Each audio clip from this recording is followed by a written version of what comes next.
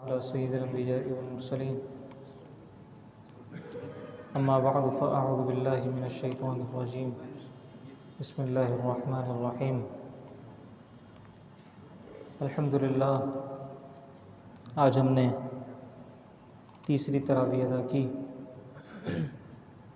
آج کی تراویح میں ہم نے تیسرے سپارے کے نصف سے چوتھے سپارے کے ثلاثہ تک سماعت کیا۔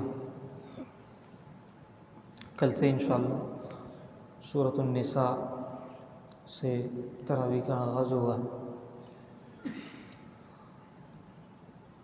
کئی سارے مضامین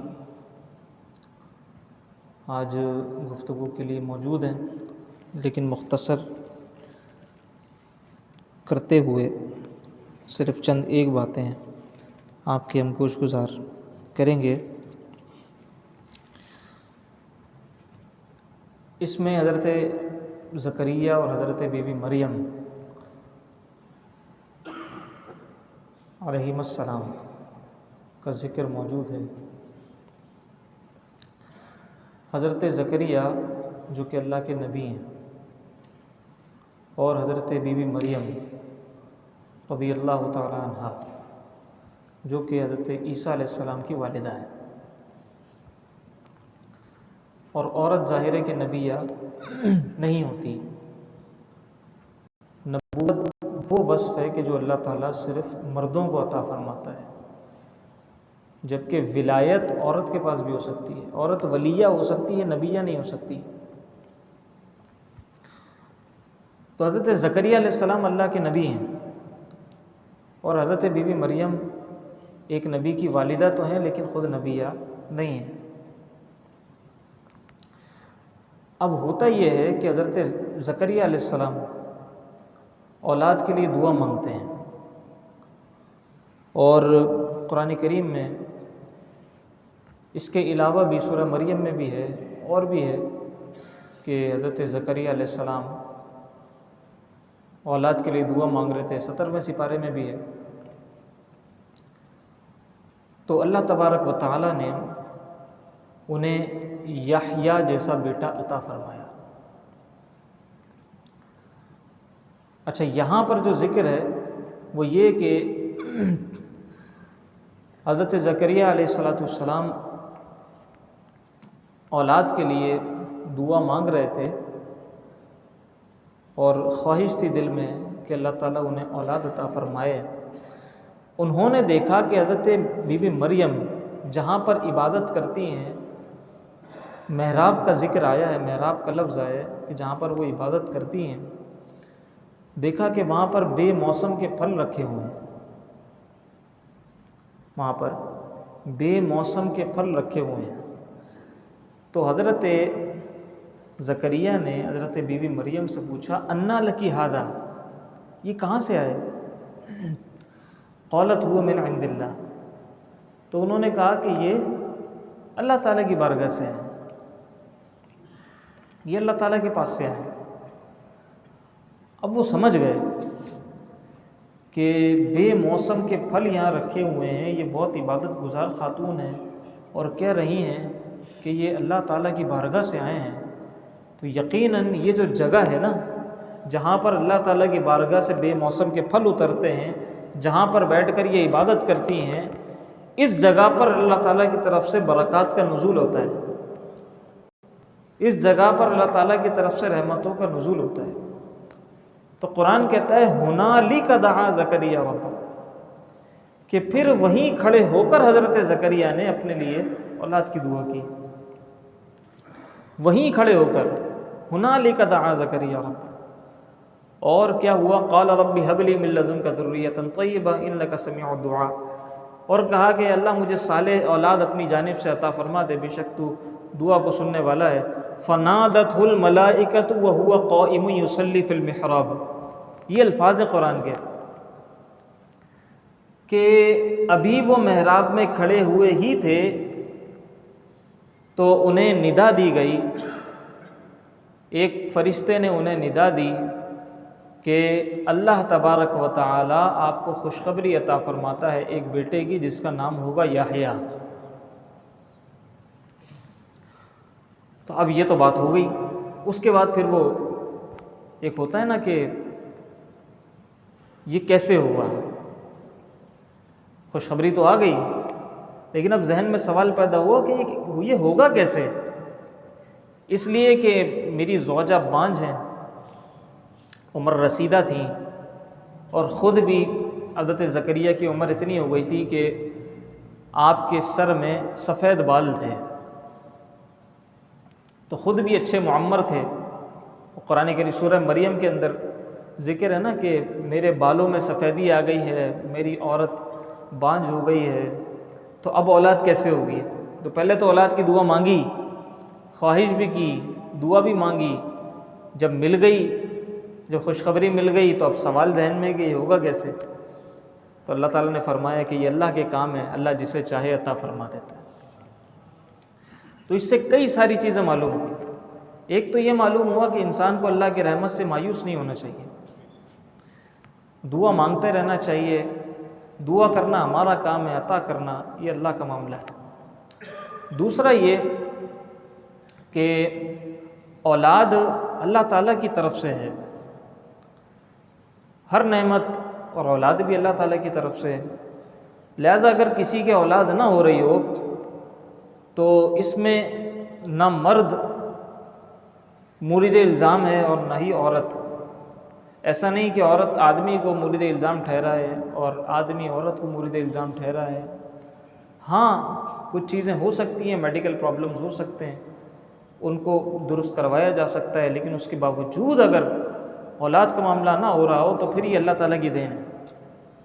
قرآن کریم میں ہے کہ وہ جسے چاہے ذکور عطا کرے، جسے چاہے اناث عطا کرے، جسے چاہے لڑکے عطا کرے، جسے چاہے لڑکیاں عطا کرے، اور جسے چاہے وہ او یزوجہم ذکرانا و اناثا ویجعل من یشاء عقیما، اور جسے چاہے اللہ تعالیٰ عقیم کر دے، یعنی جسے چاہے اللہ تعالیٰ کچھ بھی نہ دے، بے اولاد اسے چھوڑ دے، یہ سب اللہ کے کام ہے۔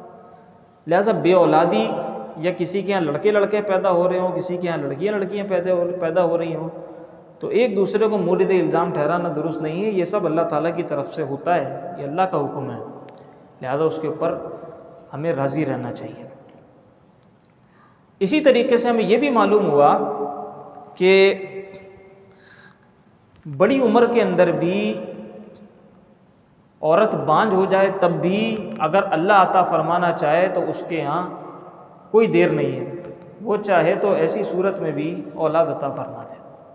یعنی جس وقت ہمیں لگ رہا ہو کہ اب کچھ نہیں ہو سکتا، آنکھوں کے آگے اندھیرا چھا جائے اور بظاہر ہمیں کسی چیز کا کوئی سبب نظر نہ آ رہا ہو، لیکن اللہ تعالیٰ اگر عطا فرمانا چاہے تو اسے کوئی روکنے والا نہیں ہے، وہ عطا فرما دے۔ اسی طرح ہمیں یہ بھی معلوم ہوا کہ اللہ تعالیٰ کے جو نیک بندے ہوتے ہیں، جہاں وہ عبادتیں کرتے ہیں وہاں پر خاص رحمتوں اور برکتوں کا نزول ہوتا ہے۔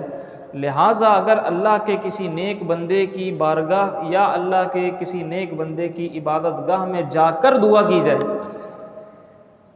تو یہ قبولیت کے زیادہ قریب ہوتی ہے، یہ قبولیت کے زیادہ قریب ہوتی ہے۔ جہاں پر ان لوگوں نے عبادتیں کی ہوں، جہاں ان لوگوں کی جو ہے وہ عبادت گاہ ہو، وہاں پر برکتوں کا نزول بہت ہوتا ہے۔ یہ وجہ نہ دیکھیں، ہم کہتے ہیں ایک دوسرے سے دعا کرواتے ہیں، کوئی کسی نیک بندے کو دیکھتا ہے اس سے کہتا ہے میرے لیے دعا کیجیے گا، کوئی کسی عالم دین کو دیکھتا ہے اس سے کہتا ہے میرے لیے دعا کیجیے گا، کوئی کسی نمازی کو دیکھتا ہے کہتا ہے میرے لیے دعا کیجیے گا، کوئی امام صاحب سے کہتا ہے میرے لیے دعا کیجیے گا۔ تو یہ ہم سمجھتے ہیں، اور واقعی ایسا ہے بھی کہ جو اللہ کا نیک بندہ ہوتا ہے، جو اللہ سے قریب ہوتا ہے، اس کی دعا قبولیت کے زیادہ قریب ہوتی ہے۔ اسی طریقے سے جہاں یہ عبادت کرتے ہیں تو اس جگہ پر کھڑے ہو کر دعا کرنا بھی یہ قبولیت کے زیادہ قریب ہے، اور اللہ تعالیٰ ایسی صورت میں وہ بھی عطا فرما دیتا ہے جو بظاہر ممکن نہیں ہوتا، جیسے حضرت زکریا کو اولاد عطا فرما دی۔ اور قرآن نے یہ پیٹرن سیٹ کر دیا ہے کہ اگر آپ کو جو ہے آپ چاہیں کہ آپ کی دعا قبول ہو جائے تو اس کا ایک طریقہ یہ بھی ہے، اور یہ طریقہ بہت مجرب ہے، ٹھیک ہے؟ یہ طریقہ قرآن نہیں سکھایا ہے، قرآن نہیں بتایا ہے، لہٰذا اللہ کے نیک بندوں سے قریب رہنا چاہیے اور ان کی جائے عبادت سے بھی قریب رہنا چاہیے اور برکتیں اٹھانی چاہیے۔ آگے چلتے ہیں، حضرت عیسیٰ علیہ السلام کی ولادت کا ذکر ہوا، آگے چل کر بھی یہ ذکر آئے گا انشاءاللہ، وہاں تفصیل کے ساتھ ہم اس پر بات کر لیں گے۔ آگے چل کر ایک مباہلے کا ذکر ہوا، حضرت حضور نبی کریم صلی اللہ تعالیٰ علیہ وآلہ وسلم نے فرمایا کہ ہم اپنی عورتوں کو لے کر آتے ہیں، ہم اپنے مردوں کو لے کر آتے ہیں، ہم اپنے بچوں کو لے کر آتے ہیں، تو تم بھی اپنی عورتوں کو، اپنے بچوں کو، اپنے مردوں کو لے کر آؤ۔ عیسائیوں سے نجران کے تھے، ان سے یہ ایک مباہلہ تھا، انہوں نے کہا کہ ٹھیک ہے، ہم بھی کھڑے ہو کر دعا کریں گے، تم بھی کھڑے ہو کر دعا کرنا، تو جو حق پر ہوا اللہ تعالیٰ اسے بچا لے گا، اور جو حق پر نہ ہوا، جو باطل پر ہوا، اللہ تعالیٰ اسے تباہ و برباد کر دے گا۔ لہٰذا اللہ کے رسول میدان میں آ رہے ہیں، تصور کریں، ساتھ میں حضرت علی ہیں، ساتھ میں فاطمۃ الزہرا ہیں، اور ساتھ میں حسنین کریمین ہیں، اللہ اکبر، یہ کتنا خوبصورت گلدستہ ہے۔ تو سامنے سے جن لوگوں نے آنا تھا، ان کے بڑوں نے جب ان شکلوں کو دیکھا، ان صورتوں کو دیکھا، تو انہوں نے کہا کہ خدا کی قسم میں ان صورتوں کو دیکھ رہا ہوں، ہمیں وہ صورتیں نظر آ رہی ہیں کہ اگر یہ اللہ کی بارگاہ میں دست دعا بلند کر دیں اور تمہارے لیے یہ بد دعا کر دیں، تمہارے لیے ہلاکت کی دعا کر دیں، تو قیامت تک کے لیے تمہاری نسلیں ختم ہو جائیں گی، لہٰذا ان کے سامنے مت جانا۔ ہمیں وہ صورتیں نظر آ رہی ہیں کہ اگر انہوں نے ہاتھ اٹھا دیے نا تو قیامت تک کے لیے تم تباہ و برباد ہو جاؤ گے، ذلیل و رسوا ہو جاؤ گے، ان کے سامنے مت جانا، لہٰذا وہ لوگ آئے نہیں سامنے۔ تو اس مباہلے کا ذکر ہے۔ آگے چلتے ہیں، اللہ تبارک و تعالیٰ نے ایک میثاق لیا تھا عالم ارواح سے، عالم ارواح میں انسانوں کی روحوں سے، اس کا ذکر ہے۔ وَإِذْ أَخَذَ اللَّهُ مِيثَاقَ النَّبِيِّينَ، کہ یاد کیجئے کہ جب اللہ تبارک و تعالیٰ نے ایک پختہ وعدہ لیا تھا، کس سے؟ انبیاء کی ارواح سے، انبیاء کی ارواح سے ایک پختہ وعدہ لیا تھا۔ لما آتیتکم من کتاب و حکمہ، کہ جب میں تمہیں کتاب و حکمت دے چکوں، ثم جاءکم رسول، اس کے بعد پھر میرے نبی آخر الزماں تمہارے پاس آ جائیں، لتؤمنن بہ ولتنصرنہ، تو تم اپنی نبوتیں چھوڑ دینا، ان پر ایمان لے آنا اور ان کی مدد کرنا۔ تو یہ میثاق ہو رہا ہے کہاں پر؟ انبیاء کے درمیان، ٹھیک ہے، عالم ارواح میں۔ تو حضور نبی کریم صلی اللہ تعالیٰ علیہ وآلہ وسلم کی آمد کا، آپ کی بعثت کا، آپ کی ولادت کا ذکر اللہ رب العزت فرما رہا ہے انبیاء کی محفل میں، اور یہ فرمایا جا رہا ہے کہ اگر یہ آ جاتے ہیں تو پھر تم ان پر ایمان لے آنا، پھر تم ان کی مدد کرنا۔ اور پھر اس کو مزید پختہ کیا کہ تم میرا یہ بھاری ذمہ اٹھاتے ہو، کیا تم اس بات کا اقرار کرتے ہو؟ تو تمام انبیاء نے کہا کہ ہاں، ہم اس بات کا اقرار کرتے ہیں اور ہم یہ ذمہ اٹھاتے ہیں۔ تو اللہ تبارک و تعالیٰ نے فرمایا کہ تم ایسا کرو، ایک دوسرے پر گواہ ہو جاؤ، فاشہدوا، ایک دوسرے پر گواہ ہو جاؤ، یعنی ابراہیم اسماعیل پر گواہ ہو جائیں، اسماعیل ابراہیم پر گواہ ہو جائیں، آدم نوح پر گواہ ہو جائیں، نوح آدم پر گواہ ہو جائیں، سارے انبیاء ایک دوسرے پر گواہ ہو جائیں کہ آج یہ یہاں پر میثاق ہوا ہے۔ وَأَنَا مَعَكُم مِّنَ الشَّاهِدِينَ، فرمایا کہ میں بھی گواہوں میں شامل ہوں۔ یہ گواہی کس بات پر اٹھائی جا رہی تھی؟ اس بات پر اٹھائی جا رہی تھی کہ اگر میرے نبی آخر الزماں آ جاتے ہیں تو تم لوگ اپنی نبوتیں چھوڑ کر ان پر ایمان لے آنا اور پھر ان کی مدد بھی کرنا۔ آگے چلتے ہیں، چوتھا سپارہ شروع ہو جاتا ہے، اس میں سے بس چند ایک مضمون بیان کر کے ہم انشاءاللہ اختتام کریں گے۔ چوتھے سپارے کا آغاز ہے، فرمایا لن تنالوا البر حتى تنفقوا مما تحبون وما تنفقوا من شيء فإن الله به عليم۔ یہ یاد رکھنے والی بات ہے، اور عمل کرنے والی بات ہے۔ فرمایا تم نیکی کی حقیقت کو اس وقت تک نہیں سمجھ سکتے جب تک تم وہ خرچ نہ کرو جسے تم پسند کرتے ہو۔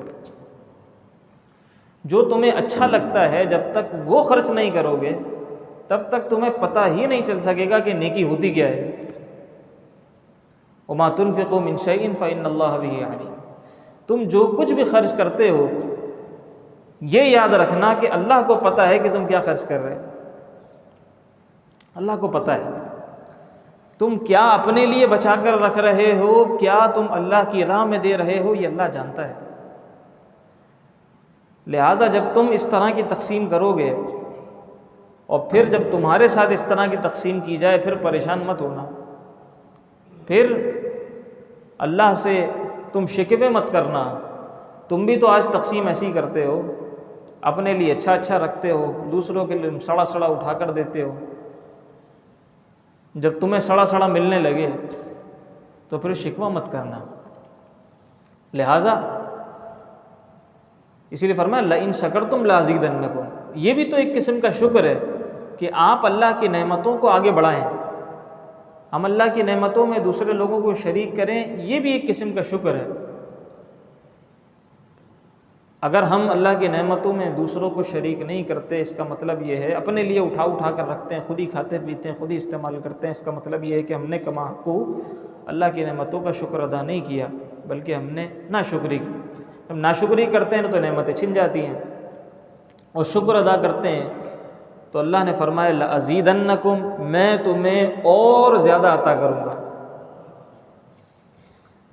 جب آگے بڑھائیں گے تو اللہ کی بارگاہ سے اور زیادہ عطا ہوگا، لیکن اگر اپنے لیے بچا بچا کے اور جمع کر کر کے رکھیں گے تو پھر کیا ہوگا؟ پھر یہی ہوگا کہ روز محشر کہا جائے گا، وہ ہمارے منہ پہ دے ماری جائیں گی چیزیں، اور کہا جائے گا کہ اب چکھو مزہ ان چیزوں کا جو تم جمع کر کے رکھتے تھے۔ لہٰذا جب تک ہم بھائی عید کے لیے اپنا جوڑا لیا ہے، کسی ملازم کو دینا ہے تو اس کے لیے بھی نیا جوڑا خوبصورت سا اچھا سا لے کر آ جائیں جو اپنے لیے لے کر آئے تھے۔ یہ کیا کہ اپنے لیے تو جناب بہترین سوٹ لے کر آ گئے اور اپنا پھٹا ہوا پرانا بالکل وہ کسی غریب کو ہم نے دے دیا، تو ہم چاہیں کہ اس کی بھی عید کی خوشیاں اچھی ہو جائیں، اس کے لیے بھی اچھا۔ ہاں یہ ٹھیک ہے کہ ہم اس کے اندر پسند ناپسند کا یا معیار کا خیال رکھ سکتے ہیں، یعنی ہم اگر بہت مہنگا کوئی بہت برانڈڈ پہنتے ہیں اور سامنے والا جو ہے وہ اتنا نہیں پہنتا، وہ ایک مناسب سا ایک حد تک پہنتا ہے تو ٹھیک ہے، اس کے لیے آپ وہ اہتمام کر دیں، لیکن کم از کم نیا صاف ستھرا اچھا ایسا ہو کہ وہ اس کے لیے عید کا جوڑا ہی ہو، وہ اس کے لیے عید کا جوڑا ہو۔ اگرچہ ایسا نہ ہو کہ جیسا ہم اپنے لیے پہن رہے ہیں، لیکن وہ کم از کم سامنے والے کے لیے عید کا جوڑا ہو، اتنا تو ہو، ٹھیک ہے۔ ہم چپل لے رہے ہیں اپنے لیے عید کی، سامنے والے کے لیے نا ہم وہ چپل لے رہے ہیں جو ہمارے یہاں واش روم میں یوز ہوتی ہے، تو اس کے لیے بھی جب ہم دیں عید کے نام پر تو پھر وہ چپل ہو کہ جو عید پہ واقعتاً استعمال ہو سکتی ہو، جو واقعی عید کی چپل ہو، تب مزہ آئے گا نیکی کرنے کا، تب سمجھ میں آئے گی نیکی کی حقیقت۔ یا ہم نے اپنے لیے کوئی چیز رکھی ہوئی ہے اور کوئی مانگنے والا آ گیا کہ بھائی میرے پاس عید کا جوڑا نہیں ہے، مانگنے والے سے مراد یہ نہیں کہ جو پروفیشنل ہے، مانگنے والے سے مراد واقعی وہ جو ہم سمجھتے ہیں کہ یار یہ واقعی مستحق ہے اور اس کے پاس عید کا جوڑا نہیں ہے، ہم نے اپنے لیے جو جوڑا رکھا تھا وہ اٹھا کر دے دیا، جو ہم ڈھونڈ کے لے کر آئے تھے، جو ہم ڈھونڈ کے چپل لے کر آئے تھے، جو ہم ڈھونڈ کے خوشبو لے کر آئے تھے، وہ ہم نے کسی کو اٹھا کر دے دی، ایثار کر دیا۔ تب دیکھیے گا کہ جو دل پہ ایک بوجھ ہوتا ہے پہلے اور پھر اس کے بعد دل میں ایک خوشی ہوتی ہے اور ایسا لگتا ہے بوجھ ہلکا ہو گیا دل کا، تو یہ ایک خاص معاملہ ہوتا ہے اور یہ اس وقت پتہ چلتا ہے کہ واقعی نیکی کیا ہے۔ اللہ رب العزت ہم سب کو نیک بنائے، اللہ رب العزت ہم سب کو نیک اعمال کی توفیق عطا فرمائے اور ہمارے چھوٹے موٹے اعمال اللہ تعالیٰ اپنی بارگاہ میں قبول بھی فرمائے۔ وما علیہ الا البلاغ المبین۔ الحمد للہ رب العالمین، والصلاۃ والسلام علی سید الانبیاء والمرسلین۔